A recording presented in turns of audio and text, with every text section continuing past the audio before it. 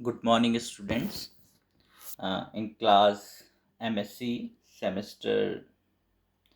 uh, second in paper 6, structure and function of invertebrate types.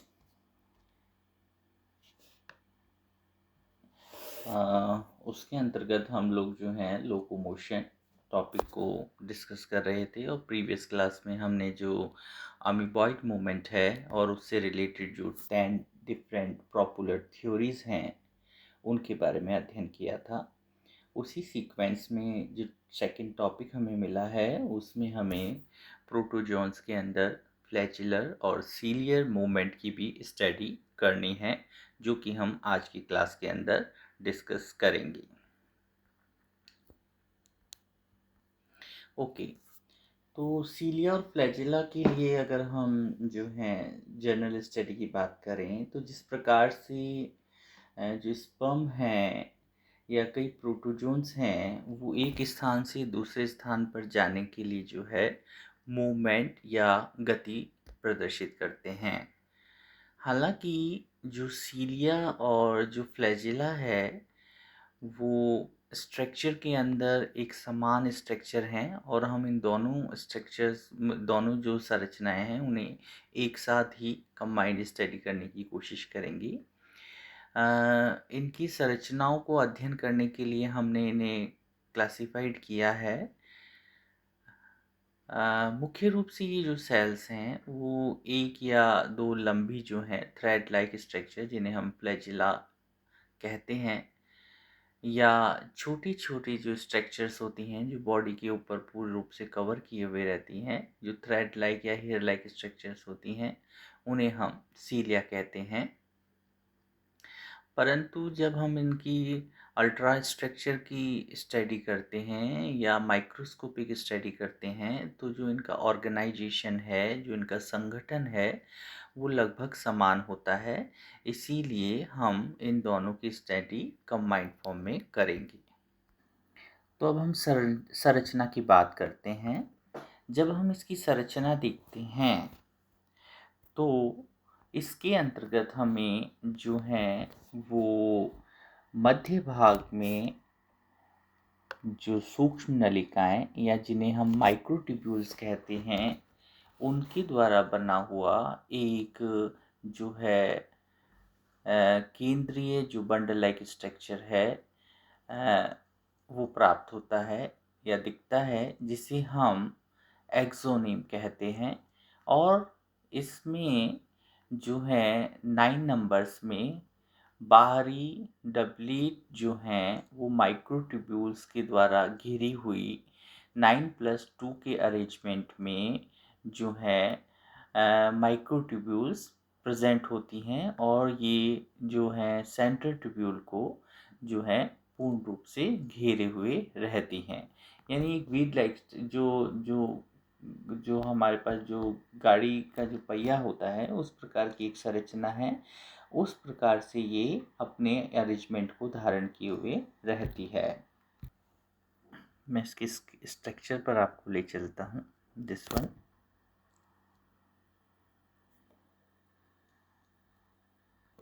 हम जो बात कर रहे हैं वो इस स्ट्रक्चर की बात कर रहे हैं जो आपको स्क्रीन पर दिख रहा है। स्क्रीन के ऊपर जो इसकी जो बॉडी सरफेस से जो बाहर की स्टडी है उसका टीएस का स्ट्रक्चर आपको दिख रहा है। उसके अंदर ये गोलाकार पहिए के आकार में अरेंज रहता है और इस अरेंजमेंट की जब हम अल्ट्रा स्ट्रक्चर की बात करते हैं तो उसे हम इस नेक्स्ट डायग्राम के आधार पर स्टडी कर रहे हैं।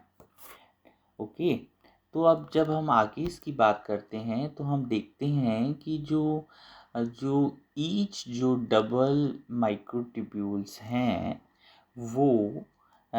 मुख्य रूप से ए और बी जिन्हें हम टर्म देते हैं वो सब फाइबर्स की बनी हुई स्ट्रक्चर्स होती हैं। और एक ट्यूब्यूल जो है वो 13 प्रोटोफिलामेंट्स के साथ एक जो है कंप्लीट माइक्रोट्यूब प्रोटोफिलामेंट या सूक्ष्म नलिका का निर्माण करती है, जबकि जो बी सबट्यूब्यूल्स है उसके अंदर प्रोटोफिलामेंट्स का जो नंबर होता है वो 10 होता है। और यह जो है एक्सोनीम जो है उससे एसोसिएटेड जो माइक्रोट्यूब्यूल्स हैं या जो उसका जो बंडल लाइक स्ट्रक्चर है वो मूल रूप से प्लाज्मा मेम्ब्रेन के द्वारा घिरा हुआ रहता है। साथ ही साथ जो जो इसकी सेल्स हैं उनकी अटैचमेंट की पॉइंट पर जो एक्सोनीम है वो एक्चुअली बॉडी की इनर सरफेस पर बेसल बॉडी के द्वारा जुड़ा रहता है। और ये जो बेसल बॉडी स्ट्रक्चर है वो एक जो है सिलेंड्रिकल स्ट्रक्चर होती है जिसके अंदर 9 ट्रिप्लेट जो हैं माइक्रोट्यूब्यूल्स प्रेजेंट होती हैं। और हर ट्रिप्लेट में एक कंप्लीट 13 प्रोटोफिलामेंट का जो है वो माइक्रोट्यूब्यूल प्रेजेंट होती है जिसे हम ए ट्यूब्यूल जो ए ट्यूब्यूल होती है वो कंप्लीटेड होती है, जबकि जो बी ट्यूब्यूल होती है उसे इनकम्प्लीट बी ट्यूब्यूल के नाम से हम जो है नॉमेनक्लेचर देते हैं। और ये आगे जाकर जो है इनकम्प्लीट सी ट्यूब्यूल से जो है फ्यूज्ड हुआ एक स्ट्रक्चर बनाती है। जो बेसल बॉडी है उसकी ए और बी जो जो ट्यूब्यूल्स हैं वो जो है एक्सोनीम जो है उसकी शॉफ्ट के अंदर कंटिन्यू जो हैं वो रहते हैं, लगातार या सतत फॉर्म में रहते हैं। जबकि जो सी ट्यूब्यूल है वो ओनली बेसल बॉडी और शॉफ्ट के बीच में जो है जो उभयलिंगी क्षेत्र है या जो ट्रांजिशन जोन है जिसे हम संक्रमण क्षेत्र कहते हैं उसके अंदर ही ये फिनिश हो जाता है। और फ्लैजेला या सीलिया में जब हम इसके आउटर सरफेस की हम टीएस की स्टडी करते हैं तो इसमें हमें सिर्फ 2 जो हैं वो सेंट्रल ट्यूब्यूल्स है जो होती हैं वो दिखती हैं। और इनका भी जो है वो संक्रमण क्षेत्र या जिसे हम ट्रांजिशन जोन है वो हम देख पाते हैं। जबकि जो बेसल बॉडी के अंदर 3 पार्ट्स होते हैं और बेसल बॉडी के ऊपरी भाग के अंदर सिर्फ हमें 2 ट्यूब्यूल्स वाला भाग ही प्राप्त होता है। इसे हम इस स्ट्रक्चर के द्वारा देख सकते हैं। ओके, अब जब हम आगे देखते हैं इसके स्ट्रक्चर के बारे में हम अध्ययन करते हैं तो जो एक्सोनीम है उसकी अंदर या भीतरी सिरे पर 2 सेंट्रल सिंगलेट और उसके चारों ओर 9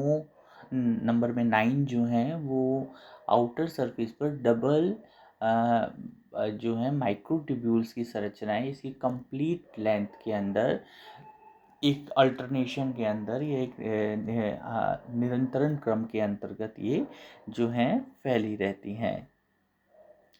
और ये जो हैं डाइन्स आर्म्स की जो इन्हें हम डाइन्स आर्म्स कहते हैं और इसकी आंतरिक और बाहरी जो है वो लाइन के द्वारा ये स्थायी रूप से प्रत्येक जो है वो डबलेट माइक्रोट्यूब्यूल्स की ए ट्यूब्यूल के द्वारा ये फ्यूज़ होती है। आप लोगों को डायग्राम के अंदर जो लाइट ब्लू कलर का दिख रहा है ये वह स्ट्रक्चर है। और ये डायन्स जो हैं अपनी जो नियर बाई जो अपनी नेबरिंग जो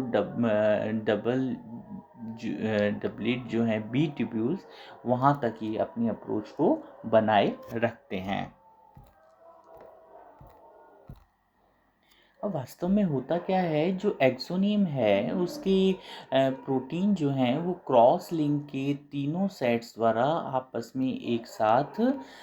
जो हैं अपनी पोजीशन को धारण किए रहते हैं। और जो सिंगलेट माइक्रोट्यूब्यूल्स की जो सेंट्रल एक्सिस है वो जो हैं इसके इंटरवेल्स पर इसके ब्रिजेस के द्वारा जो हैं वो जुड़ी होती हैं। और एक जिस प्रकार से स्टेप बाय स्टेप होते हैं उस प्रकार से यह एक जो हैं वो स्ट्रक्चर को बनाती हैं जो कि मुख्य रूप से इसे इनर शीट के नाम से जाना जाता है। लिंकर्स का जो दूसरा सेट है वो प्रोटीन मिक्सिंग्स का बना होता है जो कि आपस में जो है वो कॉम्प्लेक्स स्ट्रक्चर को बनाता है, और बाहरी जो हैं उसकी जो डबली जो माइक्रोफिलामेंट्स हैं उनके द्वारा ये जुड़ा हुआ रहता है। नेक्सीन्स को डाइनिन जो है उसके एरिया का जो अ, अ, मतलब उसके सराउंडिंग जो एरिया होता है उसके साथ ये एसोसिएटेड रहता है। और रेडियल स्कोप जो स्पोक है वो केंद्रीय सिंगलेट जो सेंट्रल सिंगलेट्स हैं उसकी बाहरी और जो डबल्स माइक्रोट्यूब्यूल्स का जो भाग है उनके द्वारा ये आपस में जुड़ा हुआ होता है, और लिंकेज सिस्टम जैसी एक कॉम्प्लेक्स स्ट्रक्चर को ये बनाता है। ये जो लिंकेज सिस्टम होता है वो थर्ड लिंकेज सिस्टम होता है। अब अगर हम जो इसकी जो हम सीलिया फ्लैजेला की बात कर रहे हैं, अगर हम उसके बीटिंग की मैकेनिज़्म यानी किस प्रकार से वो गति करती हैं इसकी बात करें, तो हम देखते हैं कि जो सीलिया या फ्लैजेला है उसकी जो बीटिंग है वो उसके चारों ओर जो डबल माइक्रोट्यूब्यूल्स हैं उनके द्वारा ये कंट्रोल्ड होती हैं, और मुख्य रूप से ये स्लाइडिंग द्वारा निर्मित होती हैं। होता क्या है, सीलिया और फ्लैजेला में जो जो डबलेट जो माइक्रोट्यूब्यूल्स होते हैं जिनसे सभी एक्सोनीम के बाहरी सिरे पर पॉजिटिव मतलब उनके जो इनिशियल जो पॉजिटिव साइड्स होती हैं वहाँ पर ये व्यवस्थित होते हैं, जबकि बाहरी जो 9 नंबर में जो डबलेट जो है माइक्रोट्यूब्यूल्स होती हैं उनके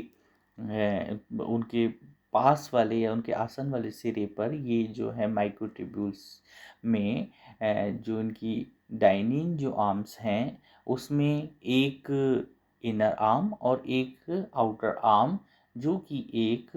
कपल फॉर्म में जो है एक्सटेंड होती हैं, फैली हुई रहती हैं। ये जो आर्म्स हैं वो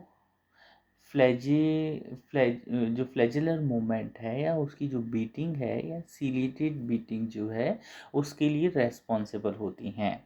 क्योंकि इन आर्म्स के द्वारा ही एक प्रकार का फोर्स जो है वो जनरेट किया जाता है, जो कि माइक्रोट्यूब्यूल्स की एक दूसरे के ऊपर जो है अपोजिट डायरेक्शन में स्लाइड होने के कारण जनरेट होता है। और फ्लैजेला पूरी तरह से एक साइड पर मतलब या तो क्लॉकवाइज या एंटी क्लॉकवाइज जो है वो कम्प्लीटली बैंड हो जाता है। अब ये जो डाइनिन है वो मुख्य रूप से जो एनर्जी का इसका सोर्स होता है वो एटीपी होता है, जिसकी हाइड्रोलाइसिस के द्वारा ये जो हैं अब एनर्जी को प्रोड्यूस करती हैं, और एक्टिव स्लाइडिंग सभी एक्सोनियम के अंदर जो है वो एक साथ या एक ही समय में होती है। इस कारण से जो जो इसका जो परिणाम होता है उसके अंदर क्या हम पाते हैं कि इसमें जो एक कंटिन्यूस मूवमेंट है उसके अंदर किसी भी प्रकार के ब्रेक के बिना ही ये जो बीटिंग है वो सतत रूप से चलती रहती है, और इसके रिजल्ट की फॉर्म में एनिमल जो है अपनी एक जो उसकी प्राइमरी जो उसने जो साइट जहाँ पर वो अपनी स्थिति को बनाए रखता है उस स्थान से वो इस बीटिंग के द्वारा शिफ्ट हो जाता है। इसे ही हम मूवमेंट या लोकोमोशन कहते हैं। मूवमेंट को डिटेल में पढ़ने के लिए हम इन जो ये सीलिया या फ्लैजेला है इसकी बीटिंग्स को हम जो हैं स्ट्रोक्स के अंदर जो है क्लासिफाइड करते हैं, जिसमें हम इफ़ेक्टिव स्ट्रोक और रिकवरी स्ट्रोक इस प्रकार से इसे क्लासिफाइड कर दो भागों में बांटते हैं। अब हम अगर जो है फर्स्ट स्ट्रोक जिसे हमने इफ़ेक्टिव स्ट्रोक कहा है उसकी बात करें, तो ये इंडिविजुअल जो सीलियम है उसके अंदर विशेष रूप से एक एसिमेट्रिक फॉर्म से मूवमेंट है, जिसके अंदर हम इस मूवमेंट को इफ़ेक्टिव स्ट्रोक कहते हैं या प्रभावी स्ट्रोक कहते हैं। इसके दौरान जो सीलिया है वो अपनी स्ट्रक्चर में, अपनी मॉर्फ में थोड़ा सा इरेक्ट या जो है एक खड़ी पोजीशन के अंदर होता है, और जो जो इसकी चारों जो सराउंडिंग द्रव है, इसका प्रभाव इसके ऊपर अधिकतम होता है। जबकि रिकवरी जो स्ट्रोक है, इसके दौरान इसकी आसपास के जो सराउंडिंग जो लिक्विड मीडियम है, इसमें इसका प्रभाव जो होता है कंपैरेटिवली जो है एक्टिव स्ट्रोक के कम होता है, क्योंकि सीलियम का जो है आकार वो इसकी मॉर्फ जो होती है वो क्या होती है, बेसिकली जो टिल्ट होती है, घुमावदार होती है। जबकि जो माइक्रोब्स हैं उनकी जो एक्टिव स्ट्रोक्स हैं,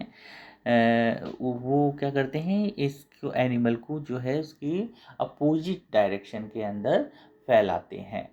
अब जो प्रभावी स्ट्रोक है उसके दौरान जो इसकी सीलियम है उसकी गति हमेशा जो है इसकी सरफेस है उसकी क्या होती है, उसका एंगल जो होता है उसकी लंबवत होता है, 90 डिग्री के कोण में होती है, यानी लंबवत समतल होती है। और जब इसको फिर इसकी पुनर्भर्ती की जाती है, यानी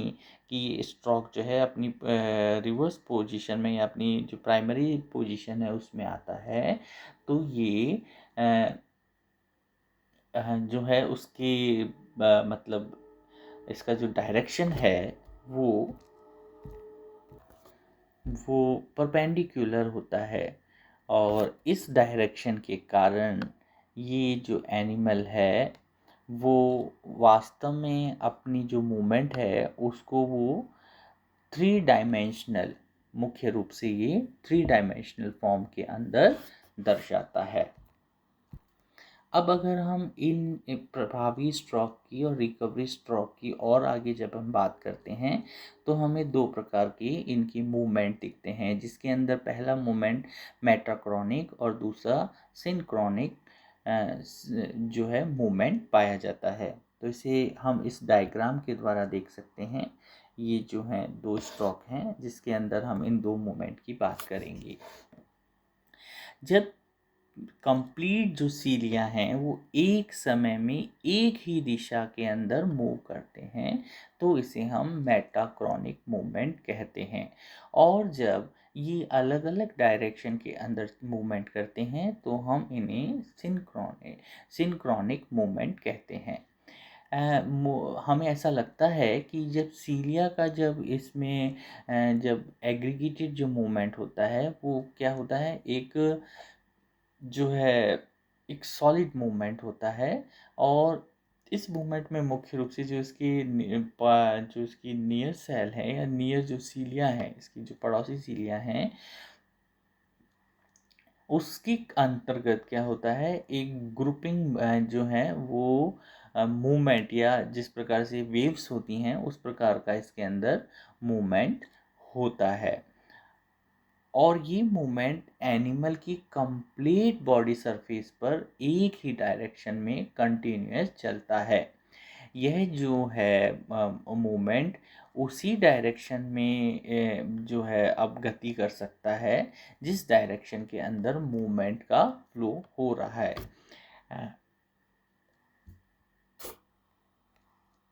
जब इसके मूवमेंट की हम बात करते हैं तो माइक्रोब्स के अंदर एक्चुअली क्या होता है, मूवमेंट अलग होता है। इसमें प्रभावी जो इसका एक्टिव स्ट्रोक है उसमें विपरीत इसमें एक एंटी प्लेक्टिंग मेटाक्रॉनिक जो है वो उसको हम वेव कहते हैं, और ये पैरामीशियम के अंदर बेसिकली मिलता है। जबकि जो विपरीत दिशा में होता है उसे हम सिम्प्लेक्टिक मेटाक्रॉनिक जो है वेव बिहेवियर कहते हैं। और इसके अंदर एनिमल का जो मूवमेंट है वो अलग अलग डायरेक्शन में होता है। एक तो वेव की डायरेक्शन के अंदर ही जिसमें बैंड हो रहा है उसी डायरेक्शन के अंदर एनिमल का मूवमेंट हो, या दूसरा मूवमेंट जिसके अंदर जिस डायरेक्शन के अंदर बैंडिंग हो रही है उसकी विपरीत डायरेक्शन के अंदर एनिमल का मूवमेंट होता है। तो इस प्रकार से हम जो मूवमेंट है उसे हम मेटाक्रॉनिक और सिंक्रोनिक मूवमेंट के आधार पर आगे फर्दर डिवाइड करते हैं। और ये मूवमेंट जो होते हैं वो एक्टिव स्ट्रोक और रिकवरी स्ट्रोक, इन दो मैकेनिज्म में एटीपीज के थ्रू एनर्जी प्रोटेक्शन के द्वारा जनरेट होते हैं। अब जो ये इनके अंदर जो मूवमेंट हो रहा है, इन मूवमेंट को हम पुनः जो हैं वो दो सब कैटेगरीज के अंदर क्लासिफाइड कर पाते हैं, जिसके अंदर एक तो जो है इंडिपेंडेंट या स्वतंत्र होता है, और दूसरा जो होता है वो अनड्यूले जो अनड्यूलेमेंट्री मूवमेंट होता है। जब एक समय में पूरी सीलिया की गति को एक समय में ही गतिहीन मतलब जब मूवमेंट में जब वो एक ही समय के अंदर होती हैं तो इस प्रकार के मूवमेंट को हम इंडिपेंडेंट मूवमेंट कहते हैं। यानी कि सीलिया के अंदर अगर एक ही समय में जब सीलिया का जब है साइमल्टेनियसली मूवमेंट होता है तो इसे हम जो है वो सामूहिक या जो है एक एग्रीगेटेड मूवमेंट कहते हैं। जबकि अगर हर सीलिया अपने मूवमेंट को अलग अलग डायरेक्शन के अंदर रिप्रेजेंट करता है तो इसे स्वतंत्रता प्रकार का या इंडिपेंडेंट मूवमेंट की कैटेगरी के अंदर हम स्टडी करते हैं। अब अगर हम सीलिया और फ्लैजेला की कंपैरेटिव स्टडी में दोनों के देखें तो हालांकि दोनों के स्ट्रक्चर जो हैं वो समान हैं, उनके अल्ट्रा स्ट्रक्चर जो हैं लगभग दोनों के समान होते हैं, परंतु फिर भी इनके अंदर मॉर्फ के आधार पर और बीटिंग प्रॉपर्टी के आधार पर कुछ इनके अंदर अलग अलग प्रॉपर्टीज़ पाई जाती हैं। हालांकि यूकैरियोटिक जो फ्लैजेला है और जो मोटाइल सीलिया है उनका अल्ट्रा स्ट्रक्चर एक दूसरे के लगभग समान होता है, और दोनों एनिमल्स या दोनों जो एनिमल्स हैं हम ले रहे हैं, जो भी टाइप स्टडी मेंबर्स हम ले रहे हैं, उनकी बीटिंग के जो पैटर्न्स हैं वो अलग अलग हैं। ये हम नेक्स्ट चैप्टर के अंदर दोनों, क्योंकि एमएससी की क्लास में हमें as example type study members को कंसीडर करना है, तो उन एग्जांपल्स को देखते हुए हम इनकी डिटेल स्टडी देखेंगे, जिसके अंदर फ्लैजेलर मूवमेंट और उसकी थ्योरीज, और साथ ही साथ जो ये हमारे पास सीलिया है उसकी मूवमेंट जो है वो किस प्रकार से होती हैं, एनिमल्स को हम टाइप स्टडी मेंबर को लेते हुए स्टडी करेंगे। पर भी अगर ओवरऑल हम देखें तो जो फ्लैजेला है, जैसे स्पर्म्स के अंदर जो इसके अंदर मूवमेंट होता है उस तरह से इसके अंदर गति जो प्रोपेलर जो मूवमेंट है उस प्रकार की होती है। इसकी अपोजिट जो मोटाइल्स जो सीलिया है उनकी बीटिंग में जो सेल की जो सरफेस है उस पर अधिक संख्या में जो सीलिया हैं उनके अंदर जो है वो कोऑर्डिनेशन के द्वारा एक साइक्लिंग फॉर्म के अंदर मूवमेंट होता है। ठीक है ना, साइक्लिंग फॉर्म में यानी इसके अंदर बैक एंड फ्रंट फॉर्म जो है बीटिंग जो है कंटिन्यूस चलती रहेगी। इस प्रकार जो फ्लैजिला है वो जो यूनिसेल्युलर एनिमल हैं जैसे प्रोटोजोआ और जो मेल गैमेट्स हैं यानी स्पर्म हैं, उनके मूवमेंट के लिए एक प्रकार का जो है वो उनके मूवमेंट के लिए फंक्शनल काम करता है। और जो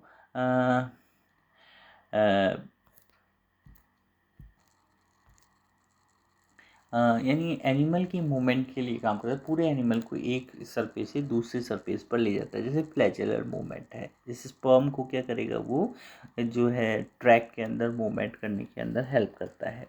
इसके विपरीत जो सीलिया है वो क्या करते हैं, बॉडी की सरफेस के अंदर जो हैं स्ट्रक्चर्स हैं, और ये क्या करते हैं लिक्विफाइड जो मटेरियल है या जो सेमी सॉलिड मटेरियल है उसके फ्लो के लिए उसके अंदर हेल्प करते हैं। ओके, जैसा कि यूट्रस के अंदर मूवमेंट है या अपनी जो जो ट्रैकिया है और भी अपनी बॉडी के जो पार्ट्स हैं उनके अंदर जो हैं मूवमेंट के लिए जो सिलियरी लाइक स्ट्रक्चर हैं, विलाई लाइक स्ट्रक्चर हैं वो हेल्प करते हैं। अब अगर हम यूनिसेल्युलर या इसे हम एक टर्म और एसेल्युलर टर्म से भी रिप्रेजेंट करते हैं, यानी जो प्रोटोजोन्स हैं उनकी गति के बारे में बात करें तो इनकी बॉडी के आउटर सरफेस पर ये जो है स्ट्रक्चर पाए जाते हैं, और इन स्ट्रक्चर के द्वारा ये जो इनके सराउंडिंग जो एक्वेटिक मीडियम है जो जलीय जो माध्यम है उसके अंदर ये मूवमेंट करने में हेल्पफुल स्ट्रक्चर्स होती हैं। लास्ट में हम जो हैं इनके फंक्शंस की बात करते हैं, तो फंक्शंस में हम देख ही रहे हैं कि मुख्य रूप से जो ये हैं फ्लैजेला या सिलिया जो हैं वो उन्हें मूवमेंट यानी लोकोमोशन, एनिमल का एक स्थान से दूसरे स्थान पर यानी अपने पार्टनर के सिलेक्शन के लिए, फूड के लिए, या जो इसके अगर प्रतिकूल परिस्थिति हैं तो उनसे शिफ्ट होकर अपने अनुकूल परिस्थिति की ओर जाने के लिए, प्रीडेटर प्रेशर से बचने के लिए ये मूवमेंट या लोकोमोशन करता है। साथ ही साथ जो जो जो मल्टी सेलुलर एनिमल हैं उनकी टिश्यूज़ में अगर इस प्रकार की सेल्स हैं जिनमें सीलिएटी लाइक स्ट्रक्चर पाए जाते हैं तो वो उसकी इनर सरफेस पर जो हैं वो किसी प्रकार के लिक्विड के फ्लो के या किसी डायरेक्शन के अंदर फ्लो के लिए रेस्पॉन्सिबल होती हैं। तो इस प्रकार से हमने आज की क्लास के अंदर जो हमें लोकोमोशन में जो यूनिसेल्युलर एनिमल्स हैं, यानी इसके अंदर हम दो ही एनिमल्स को टाइप स्टडी की फॉर्म में लेंगे जो हम नेक्स्ट क्लास के अंदर डिस्कस करेंगे, यानी प्रोटोजोन्स में सीलिएटेड एनिमल्स और फ्लैजिलेटेड एनिमल्स, यानी स्लीपर फिश, पैरामीशियम कैडेटम और जो यूग्लिना जो फ्लैजिलेटेड एनिमल है उसके बारे में हम स्टडी करेंगे। और इसके लिए जब हमने आज देखा तो इसके अंदर हमने इसकी अल्ट्रा स्ट्रक्चर की बात की, जिसके अंदर हमने उसकी टीएस में सबसे पहले माइक्रोस्कोपिक स्ट्रक्चर की बात कर उसकी जो सराउंडिंग मतलब उसकी जो बेसल बॉडी के अंदर जो सिंक पार्ट है उसका, और उसकी बॉडी के बाहर जो अतिवृद्धि हुई है उस क्षेत्र के भाग की बात की। और जब उसकी हमने टीएस स्ट्रक्चर की बात की तो दोनों के अंदर यानी फ्लैजिला और सीलिया के अंदर हमें समान स्ट्रक्चर जो है प्राप्त होता है, इसलिए हमने इनको दोनों को स्टडी एक साथ करते हुए अध्ययन किया है। उसके बाद हमने इसकी जो मतलब ये जो स्ट्रक्चर्स हैं सीलिया एज वेल एज फ्लैजिला उसके अंदर किस प्रकार से जो है बीटिंग होती है, और उस बीटिंग के कारण जो उसका रिजल्ट है वो मूवमेंट है, और मूवमेंट के लिए रेस्पॉन्सिबल जो बीटिंग है उनके दो टाइप्स हैं, यानी इफेक्टिव स्ट्रोक्स और रिकवरी स्ट्रोक, इनके बारे में बात की। और इन स्ट्रोक्स कारण मूवमेंट जो होता है वो डायरेक्शनल किस प्रकार से होता है, यानी जो बीटिंग है वो समूह में हो रही है या इंडिविजुअल हो रही है, इसके बारे में बात करते हुए हमने देखा कि एनिमल के अंदर किस प्रकार से मूवमेंट होता है। अब हम इन जो नेक्स्ट क्लास है उसके अंदर बेसिकली हम दोनों एनिमल्स को इंडिविजुअल फॉर्म में लेते हुए किस प्रकार से एनिमल जो है मूव करता है इसकी स्टडी करेंगे। Thank you.